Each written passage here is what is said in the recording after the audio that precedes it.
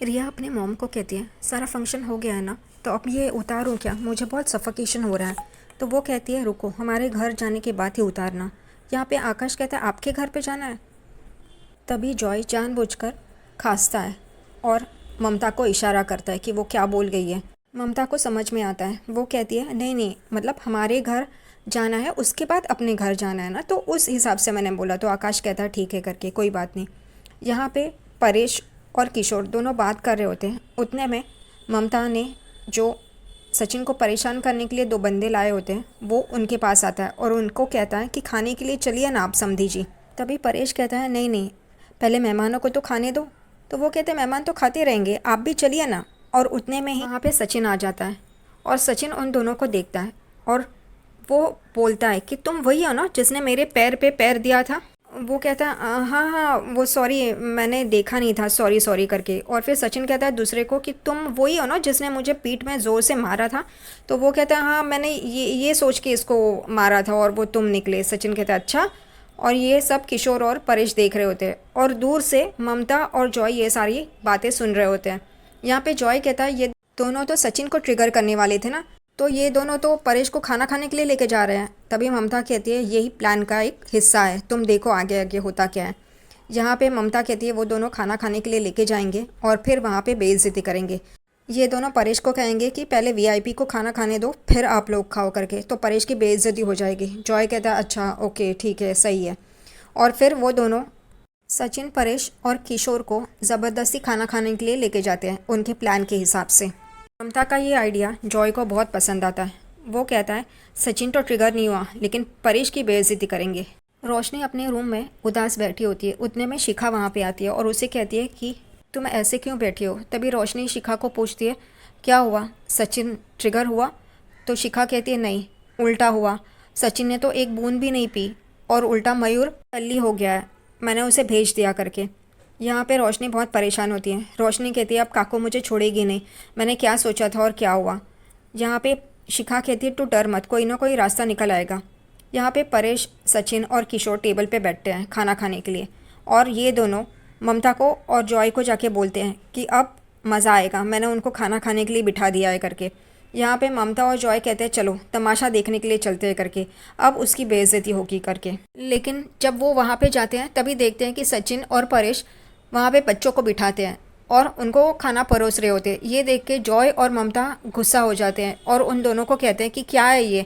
तभी वो दोनों कहते हैं सॉरी मैडम, प्लान फ्लॉप हो गया। तभी यहाँ पे सचिन और परेश कहते हैं क्या प्लान, सुना क्या प्लान। तो वो लोग संभाल लेते बात को और कहते हैं नहीं समधी जी को खिलाना था लेकिन वो प्लान फ्लॉप हो गया करके ऐसे।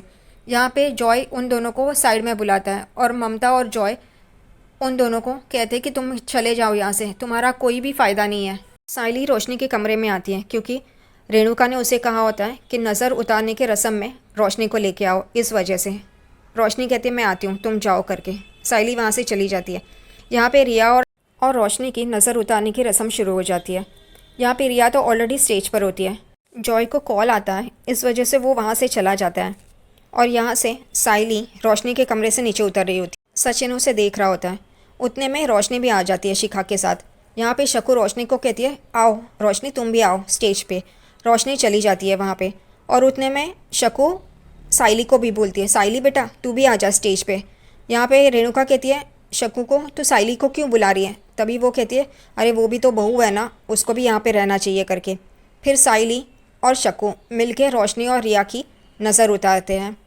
ये देख के तेजस कहता है कि बाबा ये तो गलत है ना, इन दोनों की नज़र उतारे, हम दोनों की भी तो नज़र उतारनी चाहिए ना, हम भी तो थे। तभी परेश कहता है बहुओं की नज़र उतारनी है करके। तेजस कहता है हम लोगों की भी तो नज़र उतारनी चाहिए ना। तभी सचिन कहता है अरे वो बहुओं की बोले है ना बाबा, भेड़ियों की नहीं। और यहाँ पे तेजस कहता है क्या क्या बोला। तभी यहाँ पे आकाश कहता है हाँ ये बात तो सही है, हम लोग को कौन नज़र लगाएगा, छोड़ना। यहाँ पे नज़र उतारने की रस्म ख़त्म हो जाती है। तभी रिया बहुत परेशान होती है। वो कहती है अपनी माँ को कि मॉम अब तो ये मैं चेंज कर सकती हूँ ना। तो वो कहती है हाँ हाँ ठीक है चेंज कर लो। रिया अपनी सहेलियों के साथ कमरे में आती है और ज्वेलरी उतार रही होती है। उतने में वो माला में उसकी चेन फंस जाती है, उसे समझ में नहीं आता और वो ये प्लान करती है हम बाहर जाएंगे एंजॉय करेंगे। बहुत थक गए हैं करके। उतने में आकाश वहाँ पे आ जाता है और वो आकाश को भी बोलती है कि हम लोग बाहर जाएंगे करके। तभी आकाश कहता है ठीक है, कोई बात नहीं, जैसे तुम्हारी इच्छा। आकाश भी पागल है, यहाँ पे फंक्शन चालू है और ये दोनों अपना ही प्लान बना के चले जाते हैं, किसी को भी बताते नहीं है कहाँ जा रहे हैं करके। पागल है। यहाँ पे शक्कू साइली को बोलती है कि जा जाके रिया को बुला के ला, हमें मंदिर जाना है, ये रेणुका ने बोला है करके। साइली कहती है ठीक है। साइली रिया के कमरे में आती है और रिया को ढूंढ रही होती है, आवाज़ दे रही होती है, लेकिन उसे लगता है कि रिया कमरे में नहीं है और वो जा रही होती है। उतने में उसकी नज़र बेड पे जाती है और वहाँ पे उसकी माला पड़ी होती है जो उसकी माँ ने उसे चेन पहनाई है, उसके साथ अटकी हुई होती है। तभी यहाँ पे साइली कहती है किसी की नज़र जाएगी तो चुरा लेंगे, इसलिए वो उसे निकाल रही होती है उसमें से। उतने में ही वहाँ पे जॉय आता है और उसे जो चाहिए होता है वो तमाशा शुरू कर देता है कि साइली रिया की चेन चुरा रही है। वो ममता को भी आवाज़ लगाता है, ममता भी अंदर आ जाती है और वो जॉय को पूछती है क्या हुआ करके। जॉय ममता को बोलता है इसके हाथों में देखो, तो वो देखती है तो रिया की चेन होती है।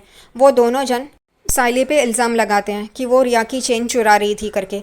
यहाँ पे साइली कहती है ये चेन इसमें अटकी हुई थी और मैं निकाल रही थी, आप लोग चोर क्यों बोल रहे हैं मुझे। उतने में ही वहाँ पे रेणुका और शक्कू आ जाते हैं और ममता रेणुका को बोलती है देखिए आपकी बहू क्या कर रही है करके। रेणुका और शक्कू चुप होते हैं।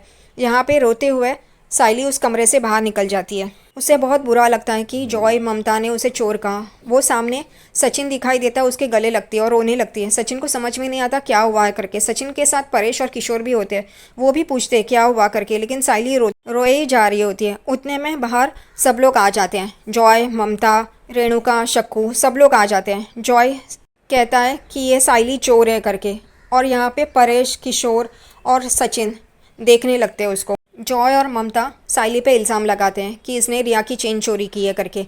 परेश जॉय के सामने आता है और कहता है बस, उसको हाथ दिखाता है और उसको रोकता है और ये देख के सब लोग चौंक जाते हैं कि परेश का ऐसा रूप।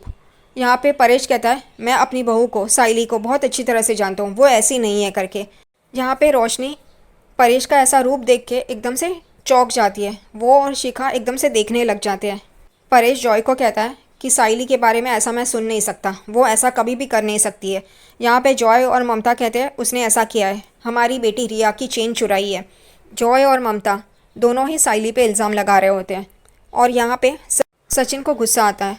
वो अपने बाबा के पास आके खड़ा होता है और कहता है ए सर, और फिर एकदम से रुक जाता है। उसे समझ में आता है कि उसे गुस्सा नहीं करना है। वो अपने आवाज़ पे कंट्रोल करता है और कहता है देखो सर, मेरी बाइको को मैं बहुत अच्छी तरह से जानता है, उसने कुछ भी नहीं किया है। लेकिन जॉय और ममता ये बात सुनने के लिए तैयार नहीं होते। तभी सचिन कहता है रुको, उसकी भी तो बात सुनने दो, 2 मिनट।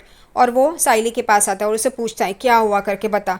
तो वो सारी बातें बता देती है, कैसे शक्कू ने उसे कहा था कि रिया को बुला के लाओ और वो माला में उसकी चेन अटकी थी और वो निकाल रही थी, तभी ये लोग आए और उसे चोर बोलने लगे। यहाँ पे सचिन कहता है सुना ना। तभी शक्कू भी कहती है हाँ, मैंने उसे कहा था कि जाके रिया को बुला के ला, क्योंकि रेणु ने मुझे बोला था।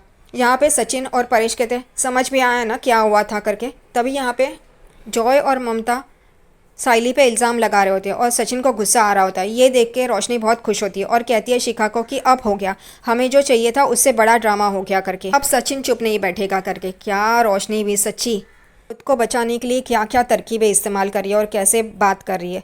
यहाँ पे सचिन वापस गुस्सा हो जाता है और उसे कहता है बस सर, बस, मेरी बाइको को मैं जानता है, वो ऐसा कभी भी नहीं कर सकती। यहाँ पे जॉय और ममता रुकने का नाम नहीं। वो साइली को तो चोर बोलते ही है, लेकिन फिर सचिन को भी जॉय कहता है कि ये तो गुंडा है, खूनी है, कातिल है, बहुत कुछ बोल रहा होता है। और ये सुन के साइली एकदम से हैरान होकर देखने लगती है। परेश भी ये सुन के चौंक जाता है, उसे भी बहुत गुस्सा आता है। सचिन जॉय को गुस्से से देख रहा होता है पर जॉय चुप रहने का नाम नहीं। यहाँ पे परेश भड़क जाता है और उसकी तरफ उंगली जॉय की तरफ करता है और कहता है बस, बहुत सुन लिया, मैं अपने बेटे के खिलाफ एक शब्द भी नहीं सुन सकता और मेरा बेटा कातिल नहीं है। और ये सुन के जॉय वापस इल्ज़ाम लगाना शुरू कर देता है। सचिन को बहुत गुस्सा आता है, वो अपनी गुस्से से मुट्ठी भी बंद कर लेता है।